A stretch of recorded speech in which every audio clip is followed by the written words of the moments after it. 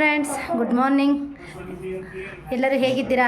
ಎಲ್ಲರೂ ಚೆನ್ನಾಗಿದ್ದೀರಾ ಅಂತ ಅಂದ್ಕೊಂಡಿದ್ದೀನಿ. ಇವತ್ತಿನ ಲಾಗ್ನ ಶುರು ಮಾಡ್ತಾ ಇದ್ದೀನಿ. ಸೊ ಫ್ರೆಂಡ್ಸ್, ಇವತ್ತು ಪ್ರತಿ ಬರ್ತಡೇ ಇದೆ ಮತ್ತು ಇವತ್ತು ಹೇಗಿದ್ರೂ ಬರ್ತಡೇ ಇದೆ ಅಂತ ಅಂದ್ಬಿಟ್ಟು ದೇವಸ್ಥಾನಕ್ಕೆ ಹೋಗೋಣ. ನಮಗೆ ಇವಾಗ ಎಕ್ಸಾಮ್ ನಡೀತಾ ಇದೆ. ಸೊ ಹಾಗಾಗಿ ಬರ್ತಡೇ ಏನೋ ಜೋರಾಗಿ ಸೆಲೆಬ್ರೇಷನ್ ಬೇಡ ಅಂತ ಅಂದ್ಕೊಂಡಿದ್ದೀನಿ. ಅದಕ್ಕೆ ಫಸ್ಟು ಇವಾಗ ದೇವಸ್ಥಾನಕ್ಕೆ ಹೋಗ್ಬಿಟ್ಟು ಬರೋಣ ಅಂತ ಅಂದ್ಬಿಟ್ಟು ದೇವಸ್ಥಾನಕ್ಕೆ ಹೋಗ್ತಾ ಇದ್ದೀವಿ. ಈಗ ತಾನೇ ನೋಡಿ ಎಲ್ಲ ಪೂಜೆ ಎಲ್ಲ ಮುಗೀತು. ಪೂಜೆ ಎಲ್ಲ ಮುಗಿದ್ಮೇಲೆ ದೇವಸ್ಥಾನಕ್ಕೆ ಹೋಗಬೇಕು. ಮತ್ತು ಹಾಗೆ ಇನ್ನೂ ನಾನು ಅವ್ನಿಗಿನ್ನೂ ಹೊಸ ಬಟ್ಟೆ ಕೊಡಿಸಿಲ್ಲ. ಹೊಸ ಬಟ್ಟೆ ಕೂಡ ತರಬೇಕು. ಹಾಗೆ ಅಲ್ಲೇ ಹೋಗ್ತಾ ತೊಗೊಂಡೋಗೋಣ ಅಂತ ಅಂದ್ಬಿಟ್ಟು ಸುಮ್ಮನೆ ಅದೇ ಹಂಗೂ ಬುಕ್ ಮಾಡ್ಕೊಳ್ಳೋ ಅಂತಂದೆ. ಅವ್ನಿಗೆ ಎಕ್ಸಾಮ್ ಇರೋದ್ರಿಂದ ಅವ್ನು ಬುಕ್ ಮಾಡ್ಕೊಳ್ಳೋದಕ್ಕೆ ಆಗಲಿಲ್ಲ. ಅದಕ್ಕೆ ಅಂದವೇ ದೇವಸ್ಥಾನಕ್ಕೆ ಹೋಗ್ಬಿಟ್ಟು ಬರ್ಬೇಕಾದ್ರೆ ತೊಗೊಂಡು ಬರೋಣ ಅಂತ ಅಂದ್ಬಿಟ್ಟು ಹೋಗ್ತಾ ಇದ್ದೀವಿ. ಹೋಗು, ಮುಂದೆ ಹೋಗು.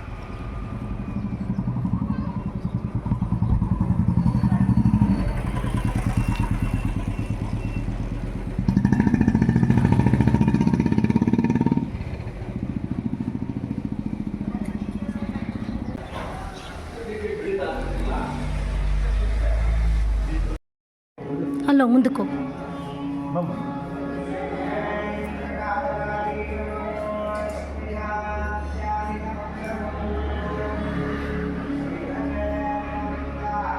ಸೃಷ್ಟಿ,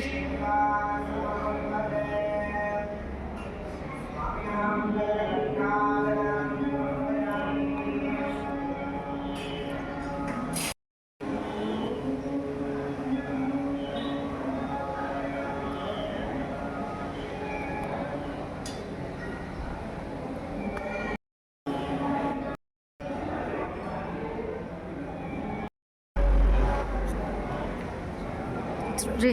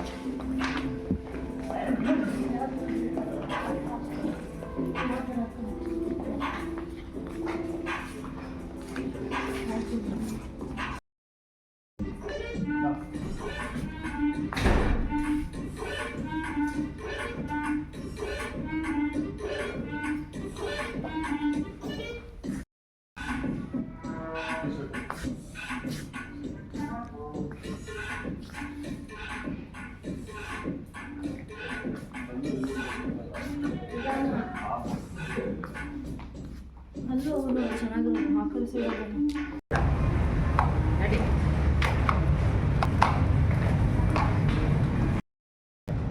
ಹೌದಾ?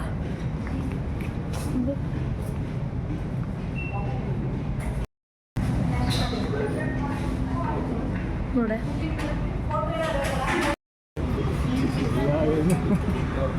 ಫ್ರೆಂಡ್ಸ್, ಈಗ ತಾನೇ ಬಂದು ತುಂಬಾ ಲೇಟ್ ಆಯಿತು. ದೇವಸ್ಥಾನಕ್ಕೆ ಹೋಗಿ ಹಾಗೆ ಬಟ್ಟೆ ಪರ್ಚೇಸ್ ಎಲ್ಲ ಮಾಡ್ಕೊಂಡು ಬಂದವು. ಮತ್ತು ಹಾಗೆಯೇ ಒಬ್ಬಟ್ಟು ಮಾಡೋಣ ಅಂತ ಅಂದ್ಕೊಂಡೆ. ಅವ್ನ ಫೇವ್ರೆಟ್ ಒಬ್ಬಟ್ಟು. ಸೊ ಬಂದಿದ್ದೆ ಲೇಟ್ ಆಯ್ತಲ್ವ, ಅದಕ್ಕೆ ಏನೂ ಮಾಡಲಿಲ್ಲ. ಅದಕ್ಕೆ ಬರಬೇಕಾದ್ರೇ ಇದು ಪೇಣಿ ತೊಗೊಂಡು ಬಂದಿದ್ದೀವಿ. ಪೇಣಿ ಮತ್ತು ಹಾಗೆಯೇ ಚಿರೋಟಿ ಜೊತೆಗೆ ಕಾಯಿ ಒಬ್ಬಟ್ಟು, ಮತ್ತು ಅವನಿಗೆ ಫೇವ್ರೆಟ್ ಅಂದರೆ ಬೇಳೆ ಒಬ್ಬಟ್ಟು. ಸೊ ಅಲ್ಲೇ ತೊಗೊಂಡು ಬಂದು ಒಬ್ಬಟ್ಟು ಕೂಡ ಬರಬೇಕಾದ್ರೆ ತೊಗೊಂಡು ಬಂದು ಇನ್ನು ಹೋಗಿ ನಾನು ಬಂದು ಯಾವಾಗ ಎಷ್ಟೊತ್ತಾಗುತ್ತೆ ಮಾಡೋದು ಅಂತ ಅಂದ್ಬಿಟ್ಟು ನಮ್ಮ ಮನೆಯವರು ಅಲ್ಲೇನೇ ತೊಗೊಂಡು ಬಂದು ಈಗ ಸ್ವಲ್ಪ ಮಸ್ಕಾಯಿ ಮಾಡಿಬಿಟ್ಟು ಅನ್ನ ಮಾಡಿದ್ದೀನಿ. ಹೀಗೆಲ್ಲ ಕೂತ್ಕೊಂಡು ಊಟ ಮಾಡಬೇಕು. ನೋಡಿ ಬೆಳಗ್ಗೆ ಹಚ್ಚೋಗಿದ್ದಿದ್ದು ದೀಪ ಇನ್ನೂ ಉರಿತಾನೇ ಇದೆ. ಸೊ ಇವಾಗ ಎಲ್ಲ ಕೂತ್ಕೊಂಡು ಊಟ ಮಾಡ್ತೀವಿ.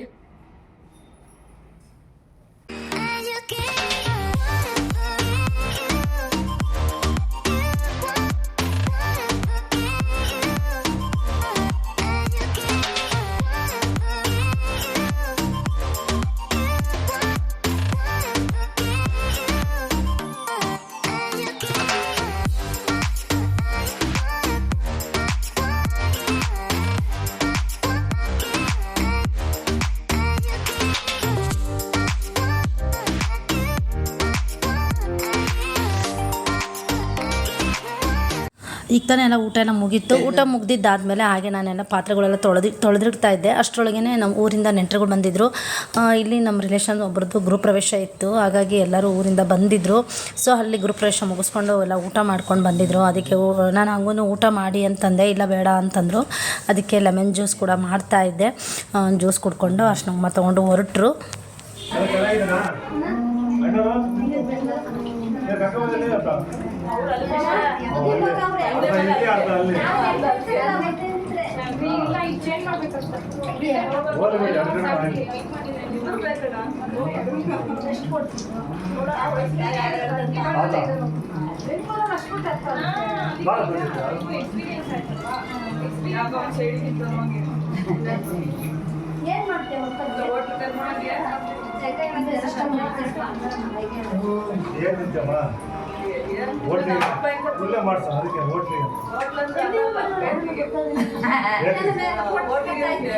ಇದು ಲಾಗಿಗೆ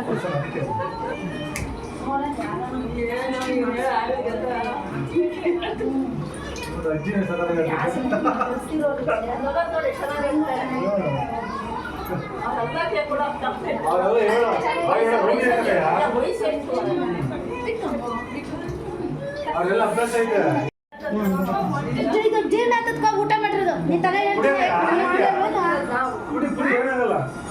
ಅಲ್ಲ, ಊಟ ಮಾಡಿ ಇವಾಗ ಬಂದಿದ್ದು.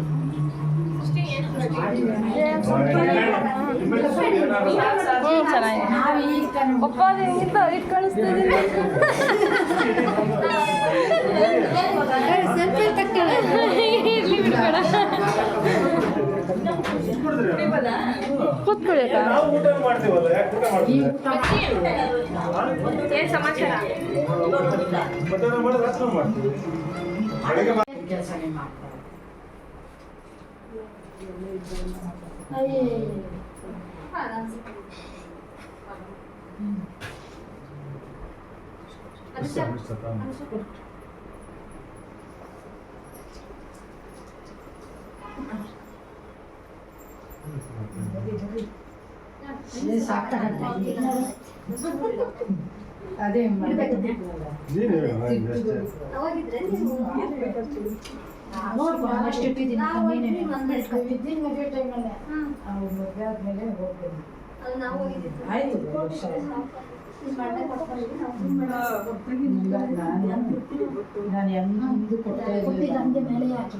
ಮುಗಿಯೋನಾಗೂ ಕೊಟ್ಟಿಲ್ಲ. ಏನೋ ಹೋದ್ವಿ ಮುಂದಾಗ ಹೋಗ್ಕೊಡ್ತೇನೆ ನಮ್ಮ ಅಮ್ಮನ ಮದುವೆಗೆ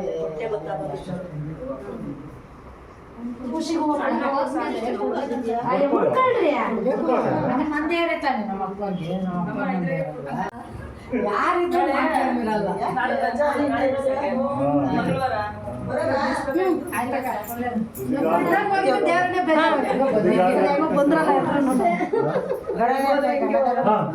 ಅಪ್ಪೇ ಬರ್ತೇವಪ್ಪ.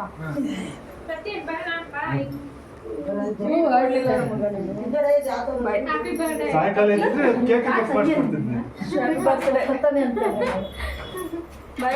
ಬಾಯ್. ಹಾಂ ಸರಿ, ಬಾಯ್ ಬಾಯ್ ಬಾಯ್.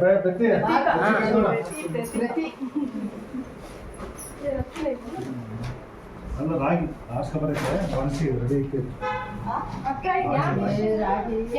ಇಲ್ಲ ಅದೇ ಸಕಲ್ 3 ಸಲ ಕರ್ತೆ ಆಂಟಿ ಆಂಟಿ ಆಂಟಿ ಇವಾಗ ಬಂದಾಗ ನಾನು ಅಲ್ಲಿ ಅಡುಗೆ ಮನೆ ಜ್ಯೂಸ್ ನೋಡಿ ನಮ್ಮನ್ನ ಓಪನ್ ಮಾಡಿ ನಮ್ಮ ಡೋರು ಖುಷಿ ಆಂಟಿ ಬಂದಿದ್ದೆ ಖುಷಿ ಆಂಟಿ ಬಂದಿದ್ದೆ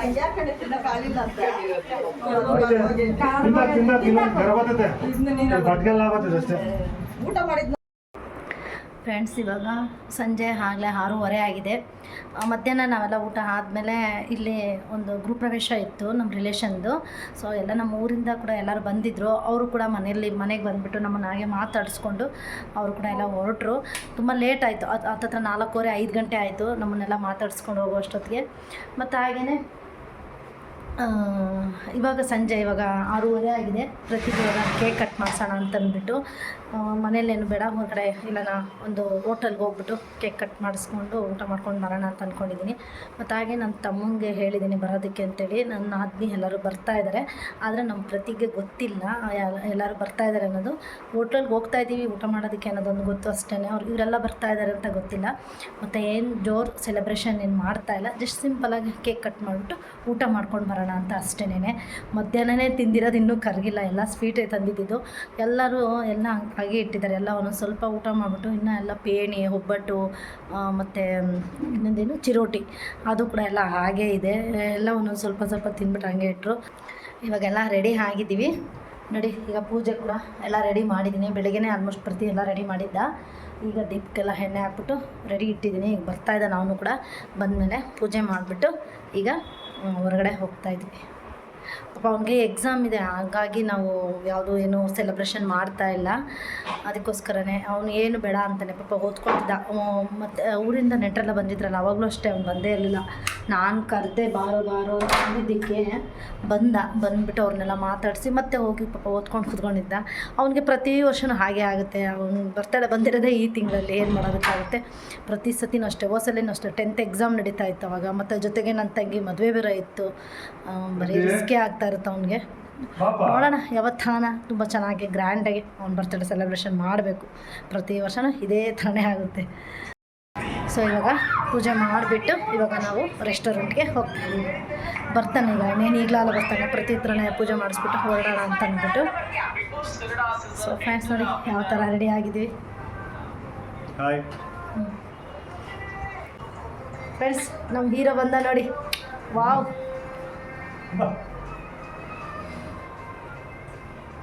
ಕರೆಕ್ಟ್ ಆಗುತ್ತಲ್ಲ ಕರೆಕ್ಟು? ಕರೆಕ್ಟಾಗಿ ಮಾಡ್ತಾನೆ. ಸರಿ ಕರೆಕ್ಟ್ ಆಗುತ್ತೆ.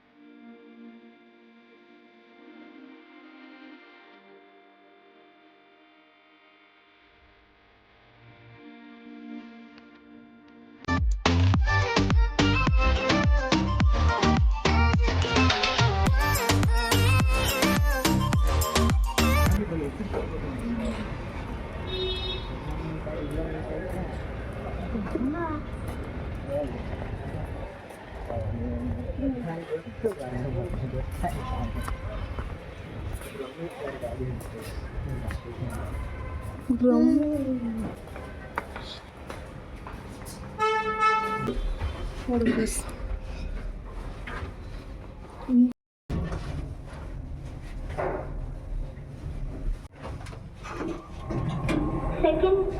Second floor. Right.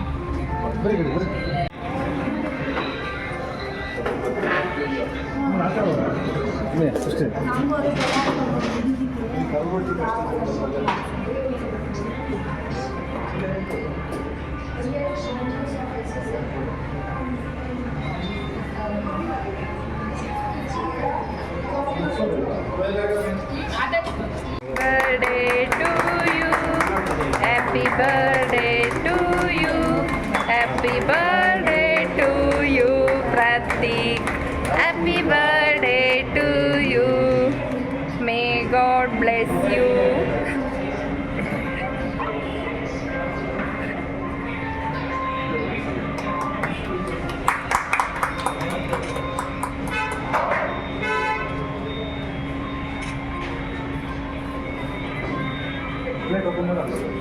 ತಿನ್ಸು ಫಸ್ಟ್.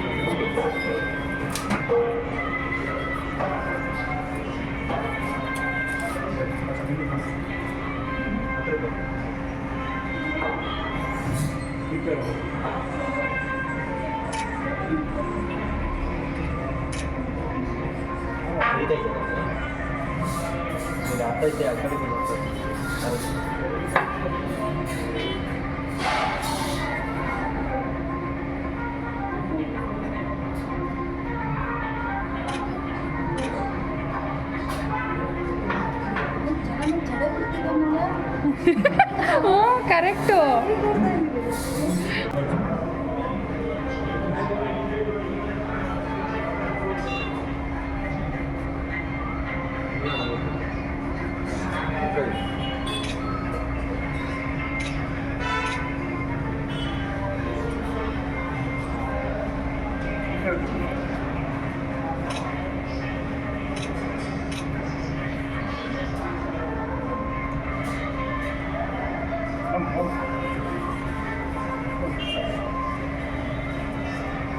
ಇದು ಕಟ್ ಮಾಡಿ ಮತ್ತೆ ಸ್ಟಾರ್ಟ್ ಮಾಡಬೇಕಾ?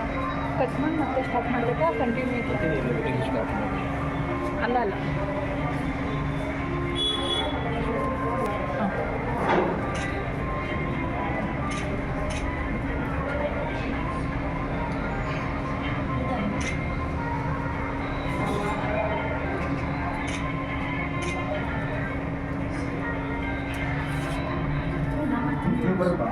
ರಾಕೇಶ್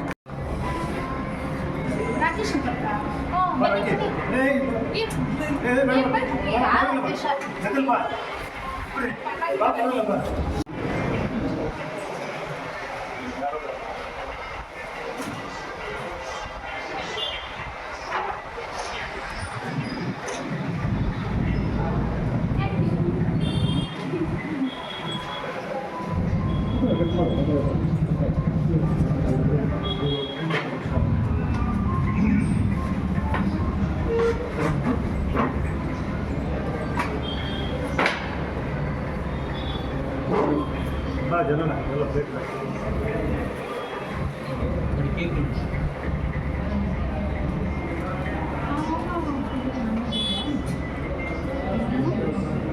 ನಾನ್ ವೆಜ್ ಇದೆಯಾ? ನಾನ್ ವೆಜ್ ನೀವೆಲ್ಲ ನಾನ್ ವೆಜ್ ಕೇಳಿದ್ದೆ. ಹೌದಾ? ಎಲ್ಲಿ?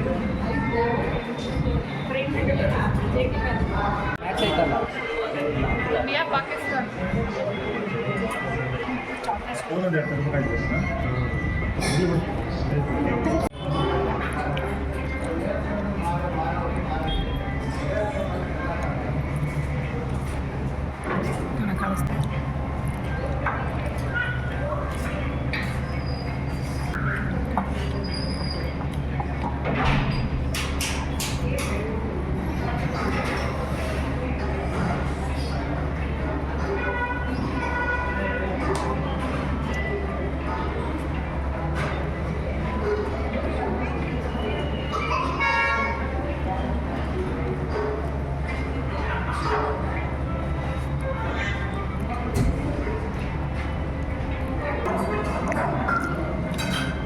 ನೆನಪಾಗೋದು.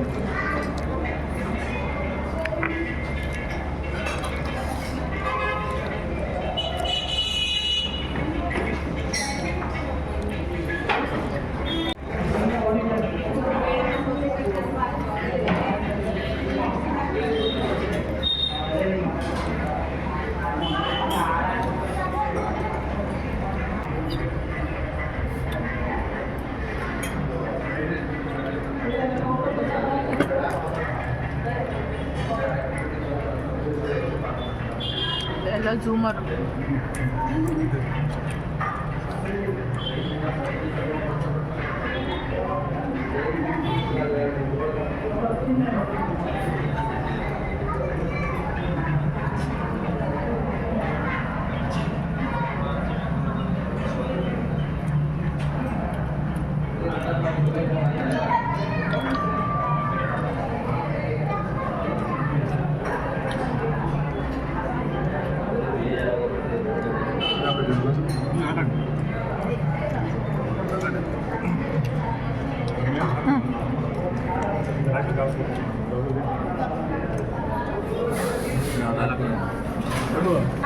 ಫೋನ್ ತಗೊಂಡು ಅಲ್ಲಿಗೆ 80 ಹೋಗೋಕ್ಕೆ ಬೇಡ ನೀವು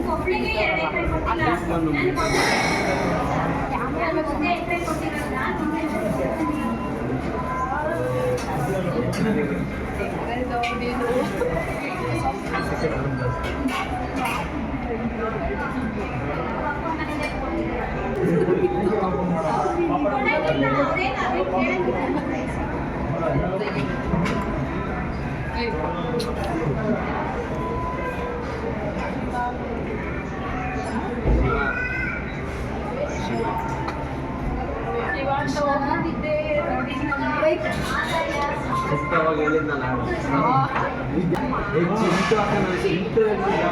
ಏನು ಚಾರ್ಜ್ ಹಾಕ್ಸ್ಕೊಂಡು ಕೊಟ್ಟಿದ್ಯಾ?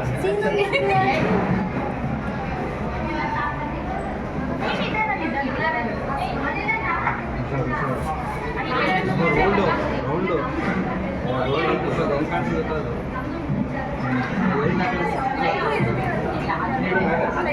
ಲೈಟ್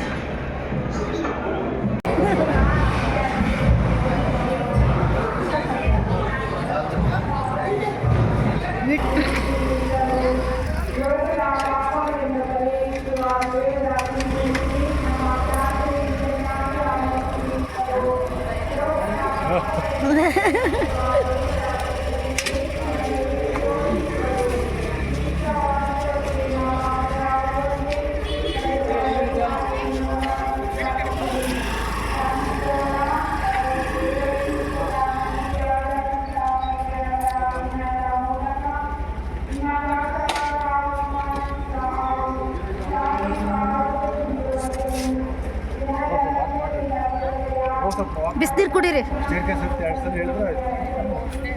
ಅಯ್ಯ ಕುಡಿಯ ಹೆಂಗನ ಅಲ್ಲಿ ಕುಡೀರಿ. ನಾನ್ ವೆಜ್ ಬೇರೆ ತಿಂದಿದ್ದೀವಿ ಅಂತೀರ ಕುಡೀರಿ. ಹಾಂ